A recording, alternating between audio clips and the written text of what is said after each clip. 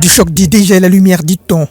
Cette conférence scientifique a posé les bases d'une réflexion pertinente sur les différentes attitudes adoptées dans ces contextes de guerre, d'agression rwandaise. La jeunesse, acteur principal pour le progrès social, a été au centre de cette activité initiée par le Cercle des hommes des lettres de l'Université de Kinshasa sous le haut patronage du recteur Jean-Marie Kayembe, et représenté ici par la professeure Philomène Babongi-Sila. Différents orateurs se sont succédés, soulignant au passage l'implication de la classe juvénile congolaise à l'inclusion économique. Ce que nous proposons aussi en tant que jeunes, c'est un leadership dans l'autonomisation entrepreneuriale pour ne pas être dépendant des autres. Créer une activité génératrice de revenus, employer d'autres jeunes, c'est poser des pierres solides pour une société plus stable.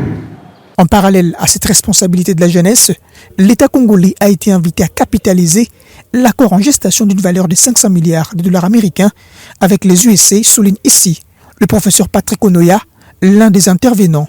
Un investissement de 500 milliards de dollars est prévu pour 15 ans. Alors nous avons commencé par planter le décor, n'est-ce pas, de ces accords et de faire savoir que si Donald Trump s'intéresse à la République démocratique du Congo, c'est dans le cadre du développement technologique de son pays où il a besoin des matières premières. Nous avons recommandé au gouvernement de pouvoir développer un plan stratégique de développement qui va être sur 20 ans, qui va intégrer, n'est-ce pas, ces accords sur 15 ans. À l'issue de cette activité à laquelle a pris part l'élu national Armand Mitéo, le coordonnateur du CEROL, Séraphin Mikobi, s'est réjoui d'un pareil ici.